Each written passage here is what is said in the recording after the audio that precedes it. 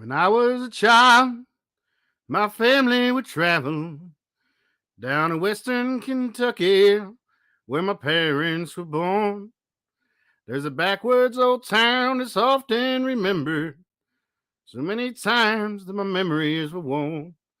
And Daddy, won't you take me back to Muhlenberg County, down by the Green River, where paradise lay? Well, I'm sorry, my son, but you're too late in asking. Mr. Peabody's gold train is hauled away. Well, sometimes we travel right down the Green River to the abandoned old prison by down Adria Hill, where the air smelled like snakes and we shoot with our pistols. But empty pop bottles was all we would kill. And Daddy, won't you take me back to Muhlenberg County, down by the Green River, where paradise lay? Well, I'm sorry, my son, but you're too late in asking. Mr. Peabody's coal train is hauled away. Then the coal company came with the world's largest shovel. They tortured the timber, they stripped all the land. Well, they dug for their coal till the land was forsaken. They wrote it all down. It's the progress of man. And Daddy, won't you take me back to Muhlenberg County, down by the Green River, where paradise lay? Well, I'm sorry, my son, but you're too late in asking. Mr. Peabody's gold train is hauled away. When I die, let my ashes float down the Green River. Let my soul roll on up to the Rochester Dam. I'll be halfway to heaven with paradise waiting, just 5 miles away from wherever I am. And Daddy, won't you take me back to Muhlenberg County, down by the Green River, where paradise lay? I'm sorry, my son, but you're too late in asking. Mr. Peabody's gold train done hauled it away. Welcome, brothers and sisters. Welcome back to Anti-Imperialist America. I'm your host, Dust James Nettleton, the Marxist-Leninist truck driver, come to you live from my humble home in rural North Carolina. It's a rainy holiday weekend. It's Easter out. I'm a little tired, having me a good old Monster, American energy drink. Good old Monster here. And to keep awake, I promised I'd do a live. I'm doing said live right now. Please get in the comments.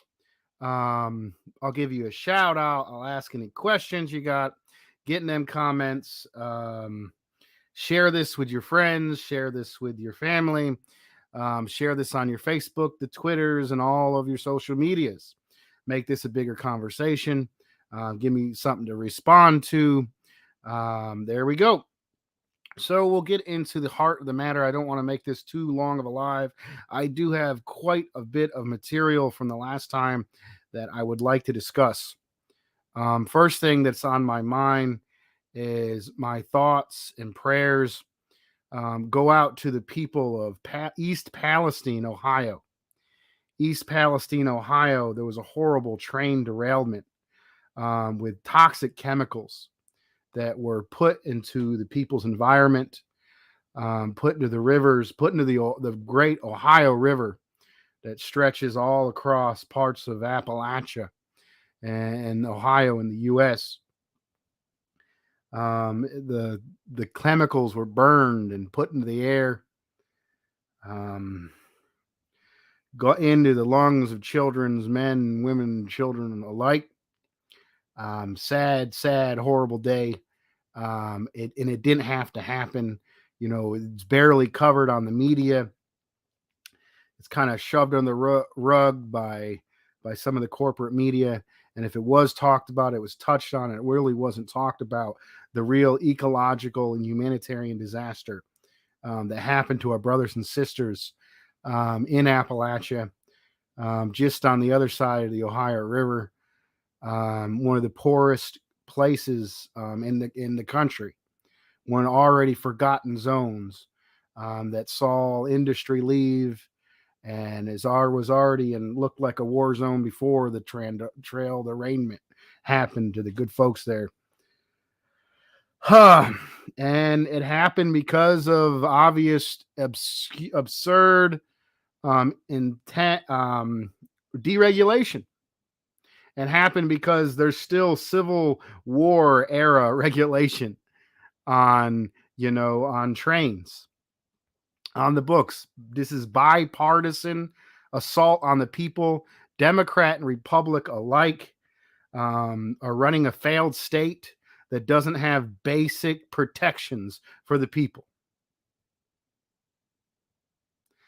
And this is what happens when you have Civil War era braking systems, transporting industrial amounts of chemicals through people's towns. They came off and poisoned the people, poisoned the land, poisoned the air. Appalachia and the Ohio Valley and this part of Ohio is a beautiful place. It's been a beautiful place. The environment's been a beautiful place as far as looking out at the nature for a long time. And it really is a paradise. And it is a paradise that has been lost due to corporate greed, due to the capitalist system, due to the ever monopolizing system, due to the government that is run for the profits of a few. And we're living in this decaying, dying empire that has been at the top of the global economic system. There's a few monopoly capitalists, oil banking and cartels, large manufacturers, weapons manufacturers, this clique, this small cabal that this entire government and this entire system is run on for their profits. And the people of the world have been standing up. The people in China have been rising. The people in Russia have been resisting. And the oppressed nations throughout the world have been aligning with that core bloc. And the U.S. is losing its hegemony. Instead of coming back and like re-solidifying itself and making the U.S. political system, something that can compete with the world, something that can have something to offer the world, they're scratched this small cabal of monopoly capitalists. The elites are scratching and clawing their way to keep their profits, and they're doing it in a way with no concerns with the lives of humanity and no concerns for the lives of the people in Appalachia, the people in rural America, the people in the hood, the people in the holler. Our lives are steadily getting worse. We're seeing worsening conditions. We're seeing higher food prices. We're seeing ecological devastation. They've been putting the chemical factories in our neighborhoods for years and years, poisoning the lungs of our children. And now their system and their infrastructure itself is falling to pieces. The trains are derailing. They can't even fix their trains to run their products, their horrible, toxic products. And you get stuff like this in East Palestine, Ohio. And not just was this due to the regulation. The railroad workers went on strike not before this because they have been given a horrible deal. I trained a guy. I used to drive a flatbed truck over the road, and they've been doing a lot of automation with the railroads, and they've been cutting off a lot of workers. And it seems like the few workers they got left, they've been working them to death.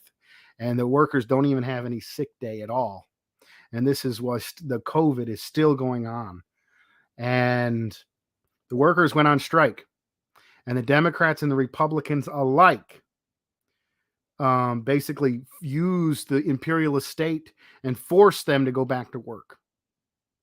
And this was just before this horrific ecological and humanitarian disaster took place in East Palestine, Ohio.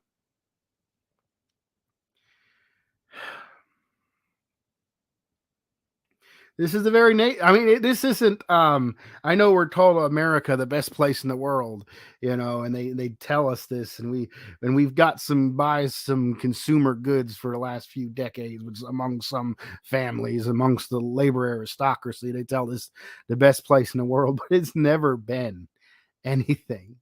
Yeah, sure, they kicked off. George Washington uh, done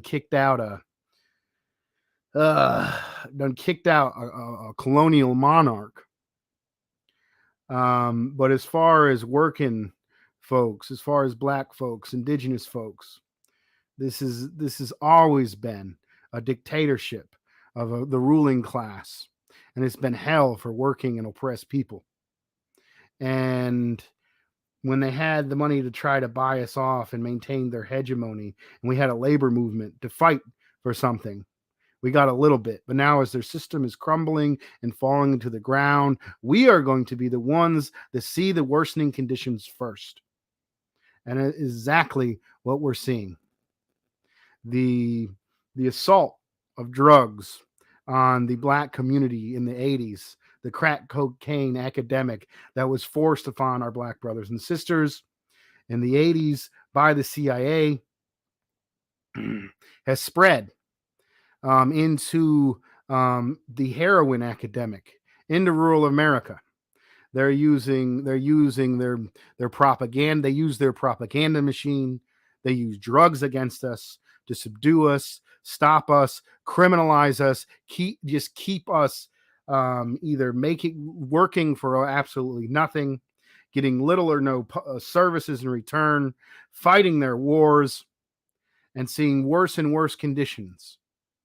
And they still want us to continue to support this dying empire that is destroying our communities.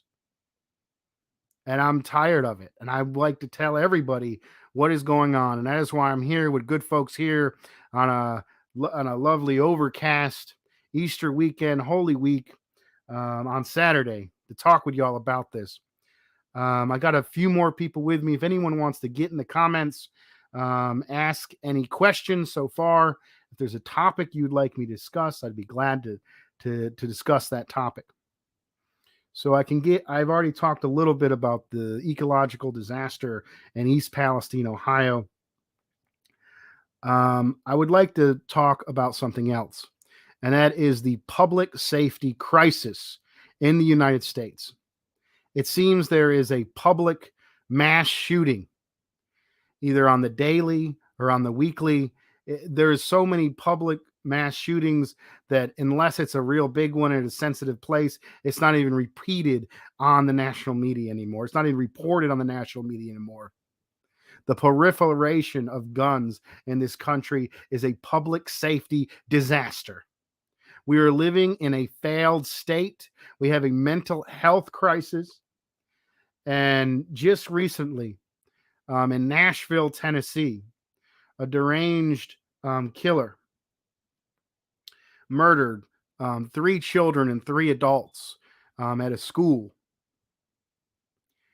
And whenever I see it happen, whenever I see a mass shooting happen, and I think about my Muslim brothers and sisters, I'm like, I hope this is not done by a Muslim brother and sister, because then they're going to blame it on the Muslim community. They're going to call them a terrorist, and they're going to use that to continue the wars against our Muslim brothers and sisters, Arab brothers and sisters in the Middle East, to try to destroy their countries over there. When we know it's the mental health system, we know it's the proliferation of guns run amok in this country that's causing these shootings. But every time when I see the report of a shooting, I hope it is not a Muslim brother and sister, because brother or sister, because they're going to blame it on that entire community in those entire countries. And this recent shooting, the shooter identified as a transgender individual. And what I've seen in response to this, from people I thought were my comrades, is absolute hate, intolerance, confusion, and bigotry against our transgender brothers and sisters. And I'm absolutely disgusted by this. Of the few thousand mass shootings, of the few thousand, near 3,000 mass shootings, only three have been done by transgender individuals. This means that less than 0.001% of the mass shootings that have been done by transgender individuals. This means that transgender individuals are far, far less likely to carry out these types of attacks. So when you see people saying, "Oh, they're transgender and that's why they did it," I have no idea what the motivation behind this was. But to say that all transgender people are mentally ill, that all transgender people are sick or undesirable, pushes and leads to further violence against the already misunderstood and hated community. I'm about as straight male as you can get, and I don't even understand all this gender stuff, to be honest with you. And I'm just starting to learn about it now. But honestly, I'm also a Christian, and Jesus told us and command us to love everyone and not to judge everyone, to build up everyone. And the sheer hatred and ignorance that's happened against the community that chooses to express however they want to. They want to wear a skirt, they want to wear makeup, whatever they want to wear or express themselves is not hurting anybody else whatsoever. And the violence that has been perpetuated on the LGBT plus community and trans folks in particular has been absolutely disgusting. And I'm here to tell folks, if you claim to be a person of God, if you claim to love Jesus, if you claim just to be a humanitarian, if you claim to care about anything, whenever you hear these anti-trans jokes or this slightness or attacking these people, just I remember, I'm about tolerance in general. I had long hair when I was a youth, and I remember my great grandma coming up to me and be like, why you like a girl, Dust? Why are you liking a girl, Dustin? It's because I had long hair." And even the right wing country singers like David Allan Coe or Charlie Daniels. Charlie Daniels got a song, "Leave This Long-Haired Country Boy Alone." And "This Long Hair Won't Cover Up My Redneck" by David Allan Coe. Like this unacceptance of slightly different expression is as old as time. And different ways of expressing ourselves, whether it be gender or style or whatever it is, has caused these. I remember the Zoot Suit riots, where Chicano people, the oppressed people in Aslan in the Southwest, where the border crossed them, where people were in a place that brown skinned people in a place that was Mexico, that was stolen by the United States, continue to live there, lived as second class citizens in their own land. And when they try to express their own culture and wear the zoot suits of the music that was inspired by our African brothers and sisters here in the United States, wonderful art form of swing music, big band styles. In World War II, this became a specific expression within the Chicano community, and soldiers coming back who saw it as other beat them, got in fights with them, suppressed them, keep them in their place. How many times of instances I can give of intolerance, hatred, small-mindedness. And that is exactly where all of this hate towards trans people comes from. Ain't nothing more, ain't nothing less. It's simple. That's what it is. And I'm here to say we need to speak out against it. Speak out against the violence that's being perpetuated on trans people.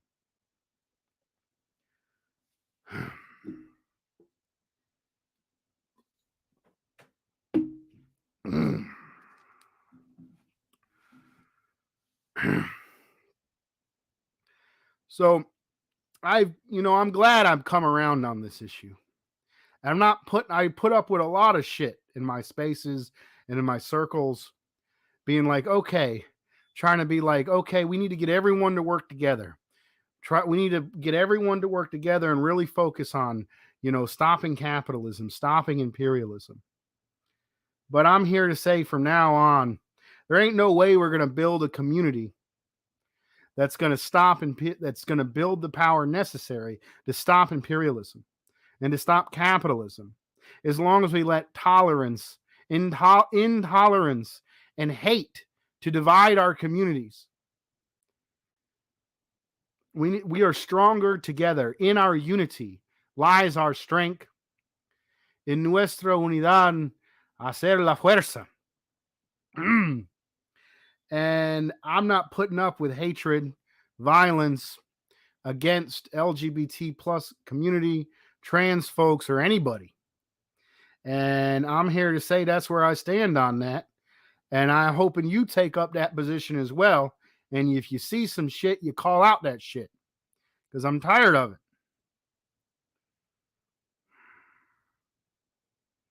So let's continue on with some more topics. I don't have any comments yet. Whew. Back when I was maybe 10 years old, and I went up to visit my great grandma. She lived through the Great Depression. She was living on a fixed income when I went to go visit her. And one time when I was visiting with her, she went to the dollar store where she could get, some expired goods and some stuff cheap, so she could feed me and my brother that was staying with her. That she graciously was to be the host. This is one of my few memories of her, being able to visit her. And she was drinking. She was kind of health conscious and getting old, and she bought some V8 juice, which is supposed to be like a health drink. And I was like, I want to try some of that. And stuff's kind of expensive, and I poured a big old glass of it. And I remember poured a big old glass of it, took a sip of it. I was like, I ain't gonna drink that. Ugh. And my great grandma, the anger on her face, that she was so mad, and rightfully so. I was a ungrateful little shit for doing some stupid stuff like that. And she takes me over to sink, pulls my hair back, and forces that V8 juice down my throat. And I don't blame her. I understand it now. When I hosted a barbecue yesterday, and I had one of my sister's kids be like, I'd rather eat anywhere. This isn't what I'm used to. I don't want any Mexican food. Why is the meat red? I was like, shut up, you ungrateful little intolerant shit. But anyways, we'll get back to it. My mom and dad met in a country western band, and my uncle continued to play the country gold 1950s, 60s, 80s, mostly before 80s, 50s, 60s, 70s kind of country music. And I went up to go see him at a party with my great grandma when I was out there for that summer. And me and my brothers there, man, these are all old people. We don't want to be around this. And then we go outside. We hear this weird music we ain't ever heard before. And it's kind of like rock, but it got this rapping over the top of it. Like, what is this? It was new metal music. It was Kid Rock. It was ball with the ball, the bang, beat. That song right there. And I remember I liked the music, that mix of sounded like Southern rock and hip hop that Kid Rock did. I know everybody hates that. Everyone wants to say some stuff about that. But this guy recently, like his new metal stuff was good. I think the brother was from Detroit, but his stuff recently has been pandering to this hollow pandering to reaction and corporate America. Basically name dropping stuff country folks like Cash and America and shit like that with some like non-innovative music. Kid Rock's been doing this faux, disgusting corporate fake country for fucking decades now. And recently, I think he got mad about Bud Light changing the can for a Pride Day. I mean, corporations have been trying to like LGBT plus folks, trans folks getting killed, and the best the fucking corporation can do is change their beer can or their billboard to rainbow so they can try to sell more products. Well, this dude's like, oh, I gotta look manly, I gotta look anti-gay. I'm gonna shoot up them cans with my damn assault rifles and shit. Oh, the ludicrousness, the shallowness of what passes for culture and cultural debate and understanding in this country is deprived and lacking. Oh, and adds to this. So he's promoting the use of let's talk about another instance that happened in Tennessee recently.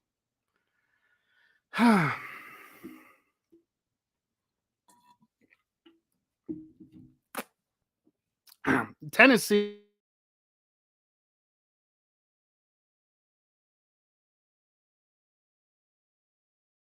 over the when I lived out over the road and I did trucking over the road, I'd go out west for long trips, and I always kind of missed home when I was over the road.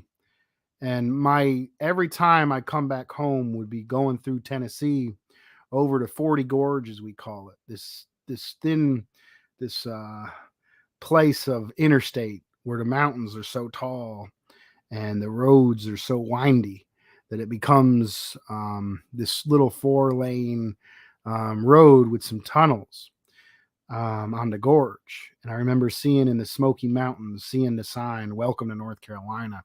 I knew I was only about 3 hours away from home. So right up the street from me, home of Dolly Parton, home of a lot of the great country musicians, a beautiful, beautiful state. Just recently, the Tennessee legislator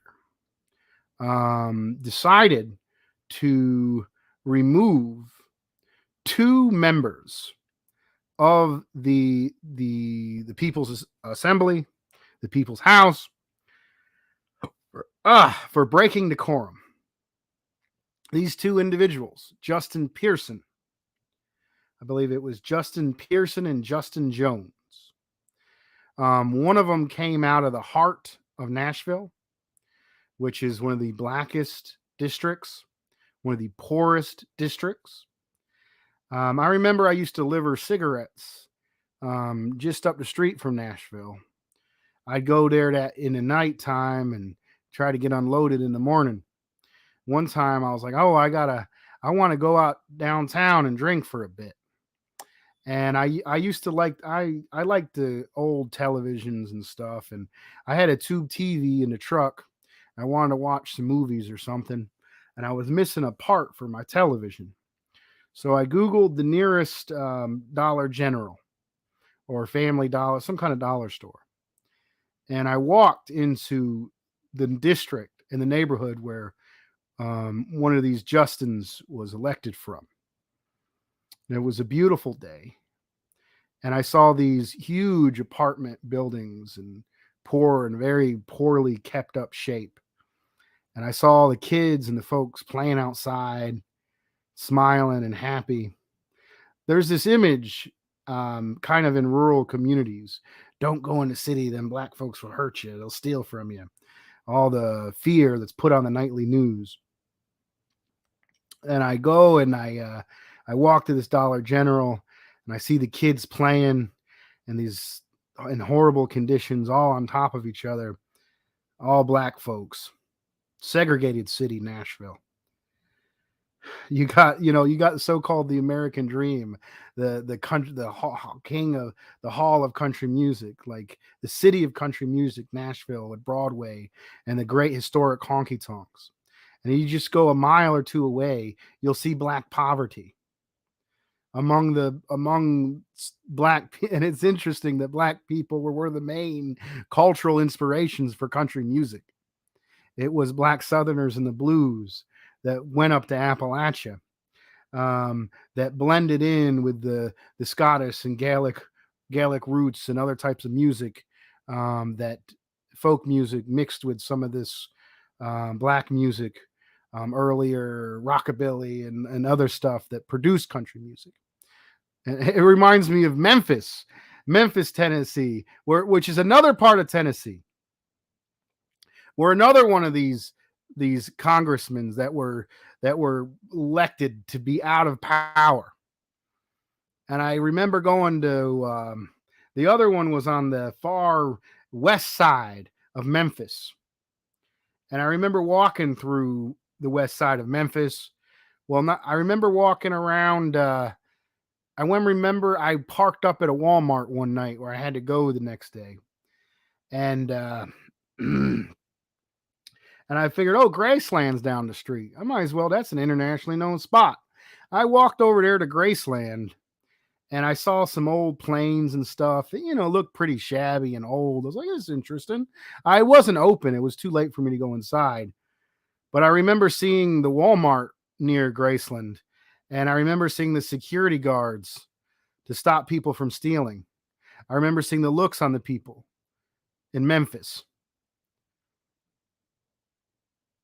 Mostly black folks, and the poverty and the horrible conditions that people are living in. And it's no coincidence that they decided to remove, two members. There was actually three. The reason why they removed these members from the Tennessee House was because they actually joined in a protest after the horrible shooting that took place at the school. The masses of people came out to the state building to protest the sheer ridiculousness of the amount of guns and the freely availability of guns in this country that is literally killing our youth and allowing our youth to be slaughtered. And there was protests against these regulations, against this lack of regulations. And these three state legislators, one white woman and two young black men, led a protest from inside. Their mics were cut off, so they used a megaphone. They broke decorum, because I think they should have broke decorum. This is an important issue. And because of that, they decided to elect to remove two of the three of these legislators who did this protest. Which two do you think they decided to remove? The two black young men were decided to remove from the one in Tennessee, from the legislature in Tennessee. I was looking at some of the comments. They said, oh, the white woman, she showed remorse and she showed decorum and she was nicer. So what you're saying is you're tone policing representatives of historically exploited communities. If you look at the districts, these super gerrymandered districts that are used to waste and get rid of black votes. These people voted in government and what is supposed to be democracy, where their vote is supposed to mean something. And because they broke decorum, the votes of those people who are already gerrymandered against, already discounted, their representation was just simply removed and denied from them. Now, I'm not big on Democrats. Most Democrats, when they get to the federal level, are just as disgusting war criminals as the Republicans. But this right here, people are rightfully angry and mad about this is an assault of democratic rights of oppressed communities. And these communities go through humiliations on the daily. If you look at the services available to people in these communities, over there in Memphis, over there in the heart of Nashville, you look at the quality of the schools, the quality of public services, the housing, and the lack of basic regulations, the way these corporations and monopolies sell people shit, give them shit, and they continue to work and work. These are super exploited people, and they have been for a long time. And I'm sick of it, and I'm tired of it. And this is a smack in the face to remove the pretense of the little democratic rights that oppressed people have. I'm absolutely and utterly disgusted by it. And I stand with the oppressed communities and the working class to fight for real political power. And I think that real political power isn't going to come from the Democrats or Republicans. It's going to come from an organized people that are tired of this entire system. They were able to stand together and fight for a new and better system, a new America free from class and national oppression.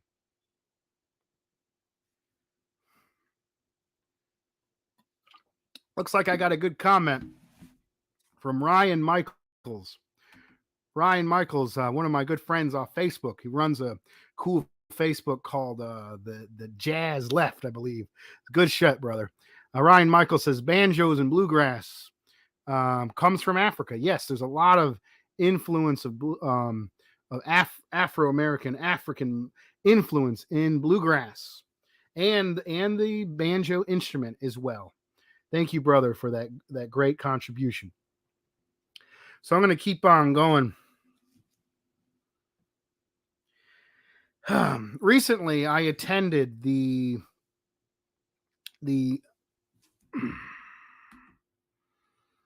in April, I think, no, wait up.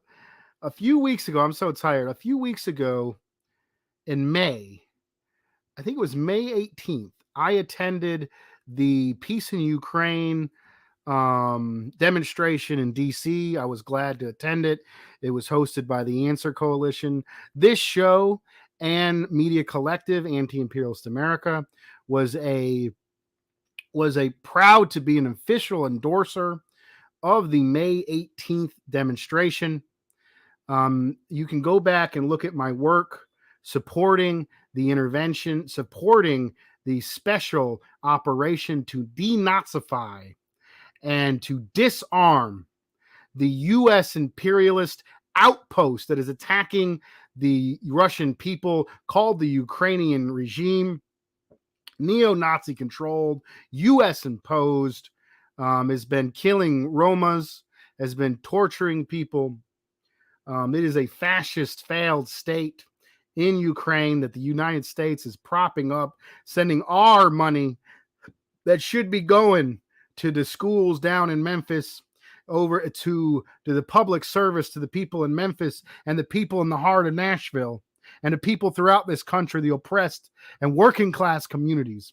They're robbing our education, our public services, our public safety, and sending it over there to the fascists and Ukraine to attack the Russian people.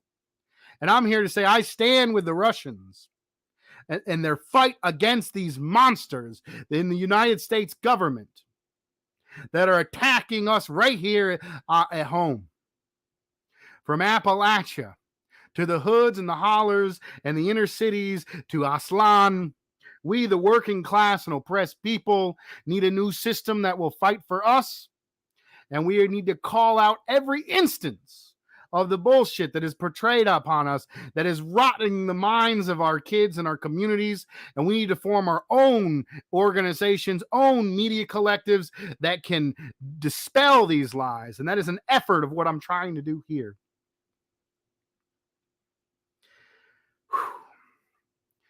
I've been going on for about 38 minutes. I'm sorry I haven't done this in a while. Anybody watching this later, please leave a comment on the video and I'll be sure to respond to you. You can also reach me directly at workingclassrevolt@gmail.com or check me out on Facebook, Dust James Nettleton. Get in touch with me if you got an idea for an episode, if you want to be interviewed. If you want to interview me, please get in touch with me. Let's build this community. Let's build workers' power. Let's build a new America, a socialist America, free of class and national oppression. And as always, brothers and sisters, all power to the people. Thank you.